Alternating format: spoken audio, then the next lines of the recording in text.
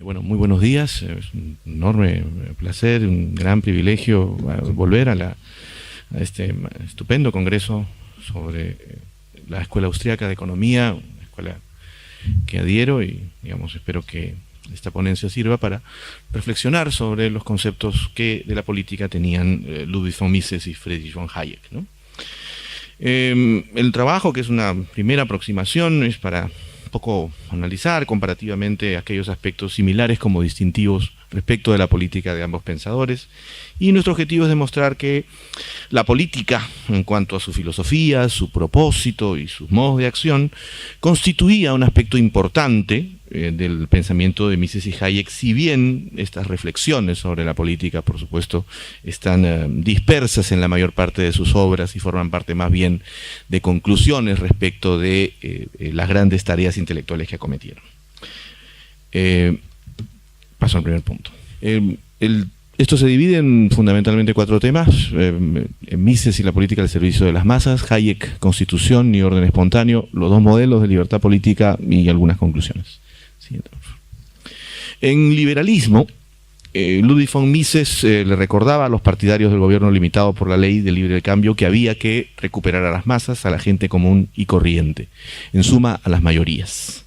Obviamente Mises estaba pensando, en esto seguimos básicamente un artículo de Gabriel Zanotti sobre el tema, en aquel grueso sector social europeo occidental que durante décadas se había beneficiado del laissez-faire, siendo que desde ese impulso a su vez se había ampliado el universo de los jurídicamente iguales ante la ley. A todas luces, un modus vivendi que le hizo concebir a dichas mayorías que la expansión del capitalismo era lo que les había permitido alcanzar mejores niveles de vida. Así pues, en el caso de Mises, estamos ante un hombre que bregó toda su vida por restablecer el orden que el discurso y la acción antiliberal destruyeron. Como un fiel defensor de la Ilustración, lo que, digamos, sostiene Zanotti al respecto, Mises no veía otro modo de oponerse a los enemigos del liberalismo que luchando intelectualmente. A su entender, hacemos nosotros, esa era la principal labor del político liberal, entre comillas. Ciertamente, en el caso de Mises, estamos ante quien no veía otra solución para enfrentar el problema de la disolución de la civilización, que es una preocupación constante en él, sobre todo en su autobiografía, en sus Notes and Recollections. Estamos ante quien no venía otra solución que la de forjar un consenso social procapitalista. Para él, ese era el mejor de los antídotos contra los adversarios de la propiedad privada y el comercio libre. Solo si una mayoría importante de los miembros de una sociedad confía en las instituciones del libre mercado, la política y los políticos se tendrán que reubicar en directa relación a los que ejercen sus actividades y derechos desde esos cauces. Empero, ¿qué sucede si ello no ocurre? ¿Qué escenario se tiene en medio de un panorama donde los beneficiados por el libre cambio tienen predilección por las arengas y las soflamas de los salvadores antiliberales o iliberales? Innegablemente, y eso lo sostiene Mises a lo largo de varias obras suyas, la ruptura entre política y pueblo capitalista será total. Y lo será no tanto porque los políticos anticapitalistas no quieran entender sobre el tema, sino porque el grueso de los electores igualmente comparte ese anticapitalismo en su retórica, aunque no en su diario proceder. O sea, la mayor parte de los ciudadanos en los países anticapitalistas o que se sublevan contra él, efectivamente realizan actividades capitalistas, pero el discurso es profundamente contrario a ello. En el mundo de la política de las masas, son las masas las que imponen la política, y ese acerto Mises lo tenía muy claro. Por ello, él habla de una solución ilustrada, de apelar a la difusión de argumentos antes que a su imposición. En esa línea advertía que el aporte que el político liberal acometía al optar por ser, digamos, la capa más ilustrada, mejor informada del pueblo capitalista, era lo que lo definía antes que ser meramente un político. A diferencia de los que reivindican unas masas que en puridad desprecian, el liberalismo que Mises busca salvaguardar no se entiende sin la aprobación de las masas. De lo contrario, la política, por supuesto, pasa a ser vertical y autoritaria y arbitraria, algo que Mises fundamentalmente condena. Exactamente como aconteció con el antiguo régimen, que, como Mises sostiene en varios libros suyos, el liberalismo combatió. Tragicómicamente, es un esquema en el que varios de los variopintos antiliberalismos resucitaron sin escrúpulos, y eso es algo que también sostiene Mises. Mises identifica el proceder político de del antiguo régimen con el de los socialistas del 19 y los nacionalsocialistas del 20. Desde esa perspectiva, el punto central en la lucha de Mises por recobrar el liberalismo perdido era volver por el cauce de un tipo de política que sea buena compañera de la inmensa mayoría de gente que se mueve en el plano real y cotidiano. Abiertamente, de este modo, propugnaba una aproximación humanista y vital. Y su cruzada, porque digamos, en eso yo me alineo con lo sostenido por el artículo de Zanotti al respecto, fue la de convencer intelectualmente, y eso fue una cruzada de su parte, la de convencer intelectualmente antes que capturar el poder. Mises y la tradición liberal en general han argumentado que las ideas son fuerzas invisibles que dan forma a nuestra historia y a nuestro futuro. En sus propias palabras, cito a Mises en este caso, hasta los políticos liberales, reconozcámoslo, cuando llegan al poder, relegan a cierto limbo las ideas que les amamantaron. Solo la presión de unánime opinión pública obliga al gobernante a liberalizar. Él jamás, de motu propio, lo haría. En la acción humana, en teoría y historia y en liberalismo lo dice claramente. La propiedad, las libertades individuales, el sistema democrático de gobierno son medios para lograr la cooperación social. Pero no son medios circunstanciales o relativos, fijados a un lugar o tiempo concreto. Es un utilitarismo de principios, no circunstancial. Si se quiere lograr una expansión de los lazos de cooperación social, esos son los medios, y solo esos. Cualquier otro medio conduce a la autarquía, a la violencia y a la guerra. De ahí que podamos sostener, por lo menos establecer, que hay un programa político detrás de la reflexión misiana. Él habla de un país de propietarios, de personas libres que eligen democrática y pacíficamente a sus autoridades. Y tal situación es revolucionaria. La revolución política para Mises, el triunfo de la doctrina sobre los derechos individuales, va acompañado, en este caso, por el espíritu del idealismo moral. Se trata de la liberación del hombre de la tiranía, el reconocimiento de que toda persona, sea cual sea su ubicación en la sociedad, es un fin en sí mismo. Por otra parte, la paz está asociada en el pensamiento de Mises a la ley de división del trabajo, que ya no es solo un capítulo de la ciencia económica, como en Ricardo, sino que es una ley general de toda sociedad humana que él llama ley de asociación. No es una pax romana, ni una paz meramente declarativa, es una paz real. En efecto, cuanto más extendida está la división del trabajo, el comercio y la paz, la productividad aumenta, la cantidad del capital per cápita aumenta con mayor rapidez que el aumento de la población. La guerra, en cambio, implica todo lo contrario. Para Mises, entonces, la cooperación social permite convivir a personas cuyos valores morales sobre los fines últimos de la vida humana sean esencialmente diferentes. ¿Sí? Permite que haya convivencias entre personas que sostienen ideas que se pasarían una vida combatiendo. Ese libre albedrío puede seguir engrandeciendo la sociedad o destruirla. Y de allí la importancia de las ideas y de la acción política permanente para evitar la desaparición de la civilización. En su autobiografía lo dice claramente, cito: "El saber acumulado por la ciencia económica forma parte fundamental de la civilización. En él se basa el industrialismo moderno y en él mismo se ampararon cuantos triunfos morales, intelectuales, técnicos y terapéuticos alcanzó el hombre a lo largo de las últimas centurias. El género humano decidirá si quiere hacer uso adecuado del inapreciable tesoro de conocimientos que este acervo supone, o si, por el contrario, prefiere no utilizarlo. Ahora bien, si los mortales deciden prescindir de tales espléndidos hallazgos y menospreciar las consiguientes enseñanzas, no por ello acabarán con la ciencia económica, se limitarán a destruir, y en eso lo enfatizo, se limitarán a destruir la sociedad y a aniquilar el género humano". La cuestión es que los valores de la civilización occidental se concentran para Mises en ese liberalismo clásico, del cual él dio la siguiente definición: aquel gran movimiento político, él lo pone primero el tema político antes que económico, aquel gran movimiento político y económico que desterró los métodos precapitalistas de producción, implantando la economía de mercado de libre empresa, que barrió el absolutismo real y oligárquico, instaurando el gobierno representativo, que liberó a las masas, suprimiendo la esclavitud, las servidumbres personales y demás sistemas opresivos. Como vemos, la liberación de las masas, de la opresión de la esclavitud, de las servidumbres personales y etcétera, la democracia, el gobierno representativo, están lejos de ser meros medios. Son los grandes logros de la civilización que se identifican con ese gran movimiento que los promovió. Para Mises, y en el caso de él, es su ideal irrenunciable, al cual él dedica su vida. Entonces, la misión política del liberalismo, por tanto, es salvar la civilización, y esa es su tarea permanente.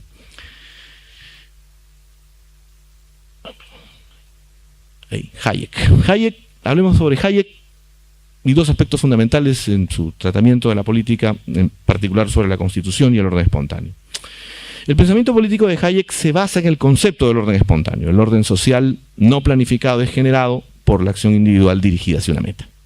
De allí que, en opinión de Hayek, el constitucionalismo y las instituciones son la clave para forjar el consenso procapitalista del que hablábamos inicialmente. La mecánica de la separación de poderes limitará la intervención en el mercado y la cultura política y favorecerá, en última instancia, la evolución cultural, logrando una opinión pública favorable a un ideal de justicia que exigirá, conforme vaya evolucionando, conforme se vaya sedimentando el capital cultural de la misma, exigirá un gobierno limitado. En efecto, en sus estudios, Hayek señala que el diseño constitucional puede estar en condiciones de reducir la intervención del Estado y dejar espacio para el desarrollo competitivo, como también para facilitar y aprovechar el desarrollo del orden espontáneo. Él mismo indica que la evolución cultural es un tipo de generación espontánea que, en última instancia, determina las restricciones sobre el poder público. O sea, hay una relación vinculante entre la evolución cultural y el orden espontáneo sobre la reducción del poder público.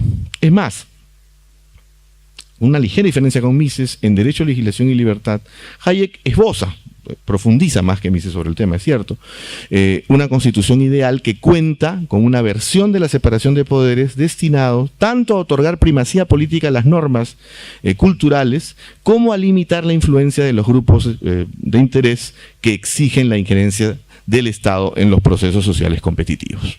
A partir de los 3 tomos, sobre todo el segundo y el tercero, es que Hayek desarrolla estos temas. Durante más de 2 siglos, los constitucionalistas liberales han defendido la separación de poderes como medio de restringir la actividad política que erosiona la libertad personal. Y aunque Hayek es uno de los más destacados propugnadores de la separación de poderes, también sostiene que las normas culturales que restringen la autoridad pública son necesarias para la preservación de un gobierno limitado. Es decir, no basta la Constitución, sino las normas culturales, la norma cotidiana, lo que Douglas North llamaba instituciones, estas normas no escritas que están en nuestro diario convivir, las que son tan indispensables como la Constitución misma para la preservación de un gobierno limitado. Porque si la cultura es, en el relato de Hayek, el producto de la evolución espontánea, entonces las normas, escritas o no, que restringen el poder, se forman por una mano invisible. Entonces, la mano visible del diseño constitucional o del legislador constitucional para Hayek debe colocar reglas que estén en condiciones de gobernar la acción política, porque la separación de poderes que nuestro autor prescribe subordina los intereses particulares a dichas normas. Su esquema sugiere que estas normas culturales, estas instituciones, deben favorecer a un gobierno limitado, ya que si no lo hacen, la separación de poderes no es suficiente para prevenir atentados contra la libertad individual. El liberalismo y la evolución cultural están, por tanto, estrechamente asociados en su pensamiento político. Sus escritos indican que si las normas culturales no exigen un gobierno limitado, las limitaciones estructurales en el poder resultarán ineficaces. El marco jurídico adecuado para el orden extendido se ajusta al Estado de Derecho, que Hayek describe como un ideal político. El Estado de Derecho exige que las leyes tomen la forma de normas generales que se aplican universalmente. Las reglas generales, de acuerdo con Hayek, pueden establecer un ámbito competitivo en el que los individuos pueden perseguir sus objetivos particulares. De allí que las políticas que se desvíen de la forma de normas generales para determinar los resultados de la actividad económica, por ejemplo, como la planificación socialista y la intervención del mercado destinada a decidir los resultados de las libres competencias, violarían el Estado de Derecho e irían en contra de la política que el Estado de Derecho ampara. Hayek, por tanto, tiene la intención de mostrar cómo la separación de poderes puede limitar mejor el alcance del control que ejerce el gobierno sobre la conducta individual, dejando un amplio espacio para los procesos espontáneos del mercado y la evolución cultural. En opinión de Hayek, las normas culturales que respaldan la libertad económica y civil son producto de la evolución, y la preservación de un gobierno liberal depende de la primacía política de tales normas. Las tradiciones que restringen el poder público emergen a través de la competencia económica entre los grupos. La evolución, en lugar de una planificación consistente, es la fuente de una cultura liberal. Una constitución puede proporcionar las instituciones a través de las cuales las tradiciones liberales se expresan en la ley y limitan el poder del Estado. Pero esta constitución no es en sí misma portavoz de los valores políticos de la sociedad que rige. Los valores políticos de una sociedad, enseña Hayek, son producto del orden espontáneo. Y una constitución bien diseñada tiene capacidad para hacer evolucionar las tradiciones sin tratar de dar forma a un cambio cultural. El único valor que la Constitución contiene por esto es uno, el imperio de la ley. Más allá de esto, una Constitución debe ser neutral en cuanto a valores relativos. Por tanto, para Hayek, en cuanto a pensador político, una sociedad habla a través de su Constitución, pero la Constitución no habla de la sociedad. Su pensamiento constitucional, para ir terminando, sugiere que el liberalismo democrático requiere para su persistencia una disposición cultural a favor del gobierno limitado, el consenso procapitalista del que hablábamos con Mises. Su teoría de la evolución presenta el esquema de un proceso a través del cual pueden surgir normas de libertad, pero no predice que estas reglas se mantendrán indefinidamente. Y siempre pueden acontecer tendencias autodestructivas en una sociedad, por muy mejorada o por muy establecida la constitución que ella esté. Una vez más, igual que en el caso de Mises, hay una tarea permanente por mantener estas normas culturales, como mantener la Constitución, como por mantener este consenso social procapitalista del que hablábamos.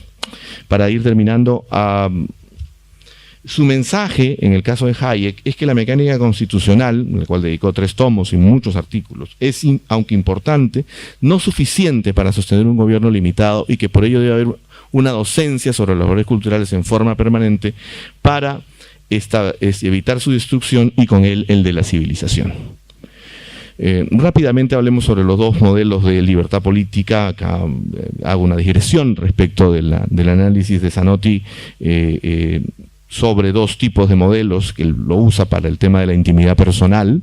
El primero de ellos puede ser llamado un modelo liberal Hayek, en el cual, como ya conocemos, la libertad individual está concebida globalmente como el derecho a no ser coaccionado por terceros en los propios proyectos de vida, y depende fundamentalmente de cierto nivel de incertidumbre en nuestro conocimiento, ¿no? Esta libertad es vista fundamentalmente como negativa, como derecho a la ausencia de coacción, incorporando la más del acerto de que uno es libre de hacer todo aquello que no afecte el derecho de terceros. Un segundo modelo, podemos llamarlo un modelo libertario o un modelo Mises-Rothbard, y en esta posición la cuestión no pasa tanto por la limitación del conocimiento humano.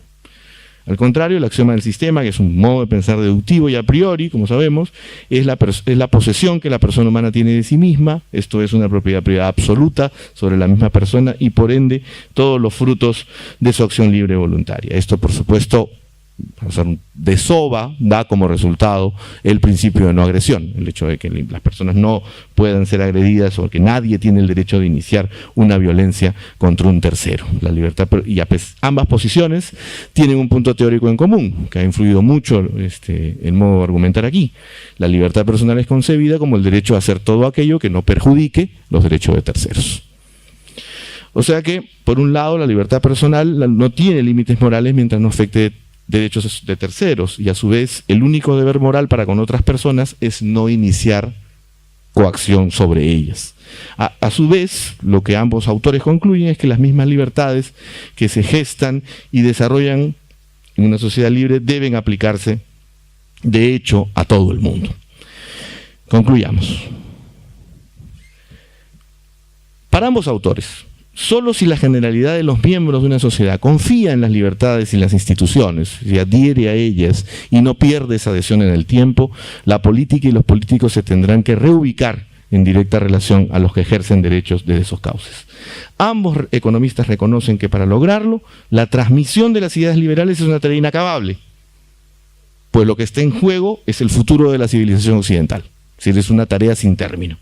A su entender, esa era la principal labor del político liberal, o del liberal en general, definido por Hayek como un agitador permanente, o como dice en otra cita, aquel que tiene la causa de la libertad inscrita en el corazón. Y es que una de las lecciones que la historia personal y la trayectoria académica de ambos pensadores, su trayectoria académica e intelectual, nos enseña es que el Estado nunca se aplaca, y menos aún si está en manos de los socialistas. Quiere todas las instituciones bajo su control. Ambos fueron perseguidos, ambos tuvieron que huir de sus países de origen. En el caso de Mises, sus obras fueron digamos, confiscadas, tanto por socialistas, por comunistas como por nazis, etcétera, etcétera. Por lo tanto, le debemos nuestra libertad no a la voluntad del Estado para permitir que las personas y las instituciones sean libres, sino a la voluntad de las personas e instituciones que resistimos, como en el caso de ambos. No dejaremos de insistir que tanto Mises como Hayek han sostenido que las ideas liberales deben formar parte esencial de la opinión pública mayoritaria si se quiere evitar la destrucción progresiva de una sociedad debido a la acción del socialismo, cuya tarea política esencial, como ambos prueban, uno en socialismo y el otro en la fatal arrogancia, respectivamente, es minar los fundamentos de la civilización. La única solución, por lo menos descubierta aquí, es que para ello, que la que sostienen ambos, es la de forjar este consenso a favor de la libertad, y que ese es el mejor de los antídotos contra los adversarios de la propiedad privada y el comercio libre. En ese aspecto, cada victoria por la libertad hoy es una victoria para la civilización de mañana. Muchas gracias. Muchísimas gracias, Héctor.